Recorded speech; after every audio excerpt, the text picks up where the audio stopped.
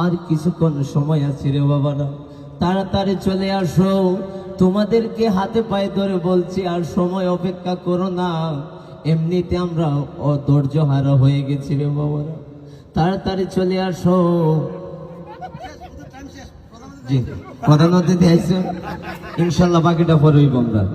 জালা জুরায় না রে, জালা জুরায় না,